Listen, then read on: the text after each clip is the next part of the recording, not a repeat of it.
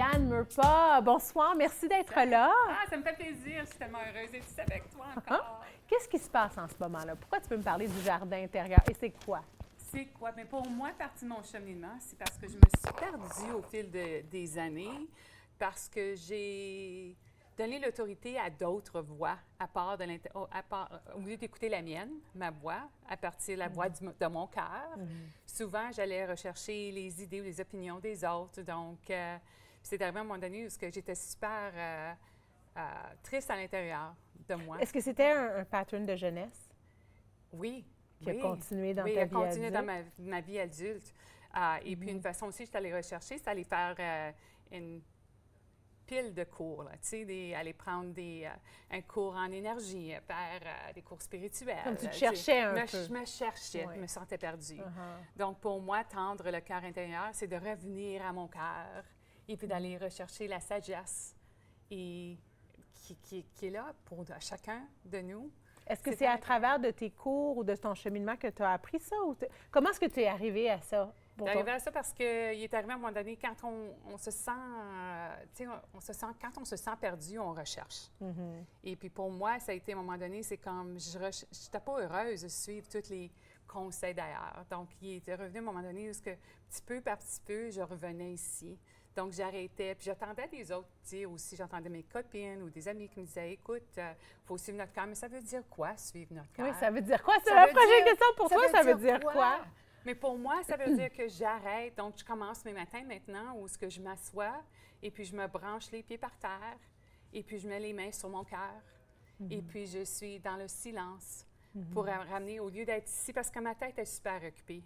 J'ai tellement de choses qui...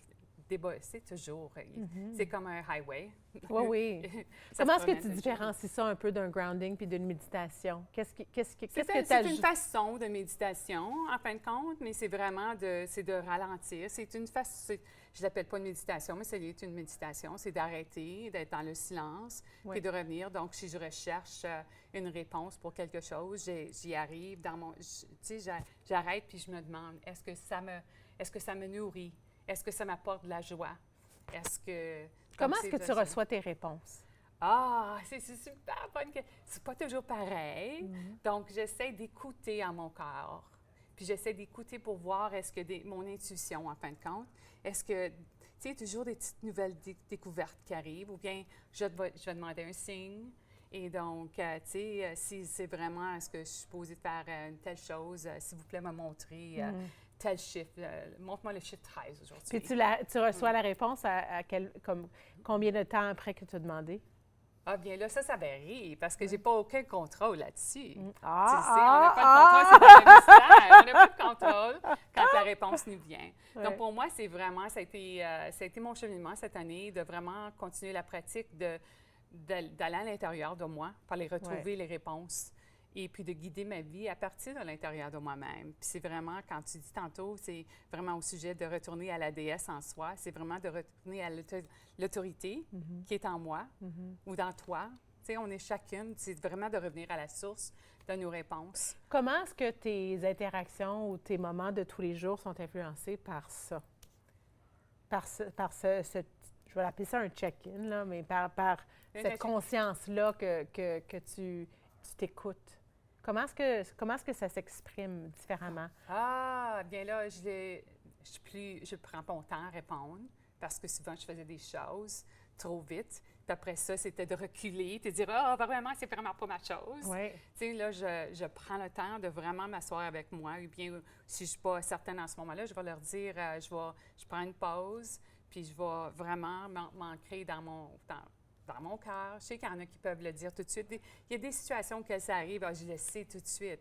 Mais il y a d'autres choses, d'autres moments où il faut que je prenne le temps de vraiment juste songer puis d'y arriver de moi pour que je sois heureuse, c'est au lieu d'arriver de faire le contraire. Dans le passé, tu n'aurais pas fait ça? Tu n'aurais pas pris le temps nécessairement, c'est ça? Non. Spontané, hein? Je fais des choses super spontanées. Puis après ça, c'est comme, j'ai dit oui à ça, mais mon cœur ne voulait vraiment pas. Tu sais, des fois, on fait des choses par obligation. Tu sais, quelqu'un t'appelle, dire on s'en va faire, on a une sortie, est-ce que tu veux venir? Bien, tu sais, on ne veut pas être laissé de côté, on veut aller avec notre chum. ces choses-là, mais quand tu t'écoutes, ton corps, il dit, je suis fatigué, j'ai vraiment besoin de me reposer. Donc, l'ego, en fin de compte, l'esprit arrive et dit, bien, si t'es pas là, tes amis t'aimeront pas, ils vont te laisser, tu sais, toutes sortes de histoires. Et ça prenait de l'importance pour toi, ces histoires-là? Parce que je cherchais d'être acceptée, en fin de compte. Oui. Donc, le tout a été, pour moi, c'est vraiment arrivé sur scène quand j'étais allée j'ai vécu une expérience à Boulder au mois de juin. Une expérience. Cette année-là? Donc, c'est là, c'est là ce qu'elle s'est concrétisé. C'est maintenant, là. Tu ne me parles pas d'une... Tu n'es pas en train de me parler d'une découverte de comme il y a 10 ans, là. C'est maintenant, là. C'est maintenant. Wouh! Oui, OK, donc j'ai passé une situe. semaine au mois de juin. Oui. Où j'ai participé à un cours, à un autre cours. Oh, oui, mais non, mais c'est correct. C'est correct. Cool. Ben oui, celui-là, je savais, mon cœur m'avait appelé d'y être, mais je ne savais pas à quoi m'attendre. Donc, je suis arrivée avec, je pense qu'on était un groupe de 20 femmes. Je ne les connaissais pas. On est de partout du monde. On était partout.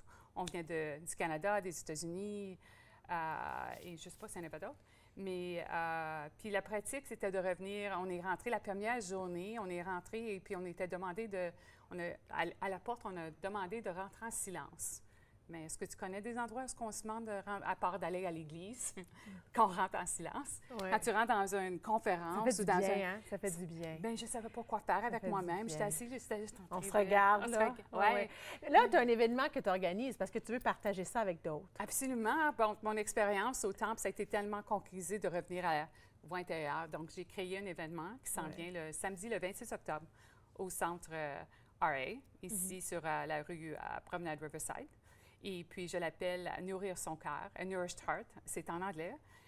Et puis, c'est une journée pour les femmes dans laquelle on a plusieurs pratiques. Ça va inclure des pratiques en partenariat. Et puis, il va y avoir des activités d'art, parce que tu sais que je suis créative. Et puis, de danse aussi, mais vraiment toujours de retourner, de nourrir l'amour en soi et d'être vue, être entendue, être témoignée en tant que personne, parce que je pense que c'est quelque chose qui nous manque souvent, d'être vraiment être vu comme personne. Et d'être témoigné comme personne. Ça, là, comme, tu peux pas le dire assez clairement. Ça, là, c'est tellement important. C'est super, puis ça change les choses à l'intérieur. C'est tellement beau. Ah, tu sais, quand tu t'assois là en partenariat, puis la personne n'est pas... est là pour témoigner, n'est pas nécessairement prête à répondre. Souvent, on a des conversations, puis on est toujours prête à répondre à la question. Mais vraiment, on demande une question, tu as l'opportunité de la répondre, et moi, je suis à l'écoute, simplement à l'écoute, avec compassion et amour. Et je ne suis pas là pour te répondre et te demander d'autres questions. C'est simplement une question. Donc, ça fait partie des activités. Absolument. Donc, c'est une question pour être présente à quoi en ce moment? Quand tu es ici, puis tu arrives dans ton corps. Puis c'est vraiment de retourner à notre corps, l'intelligence de notre corps, au lieu de passer notre temps dans notre tête. Oui. Parce qu'on est, tu sais, on est toujours branchés. Il y a beaucoup de gens, on est branchés, on vit des vies super occupées. Puis c'est toujours, ça se passe dans la tête. Donc, c'est de vraiment revenir ici à l'aspect du corps. Et il y a un impact sur notre performance de pouvoir faire ça. C'est pas juste... tu sais, là, ça a un impact sur la façon qu'on peut exécuter. Absolument. Et puis, ça nous adoucit aussi pour moi. Ouais. Merci beaucoup, Diane. Je te souhaite beaucoup de succès pour ton événement. Il reste de la place si jamais les gens sont intéressés. C'est pour aller à mon site web à dianemerpa.com. Alors, on peut trouver des billets là. Absolument. Le 26 octobre prochain, ici en région. Une journée pour toi. Hein? Moi, je pense à ma maman. J'aimerais ça. C'est une bonne façon. C'est une pause. Et puis, les billets sont super abordables. Ils sont super abordables. Merci beaucoup, Diane, d'avoir été là. Restez là après la pause. Caroline Rochon nous parle plus en profondeur de gestion de temps. Soyez là après ceci.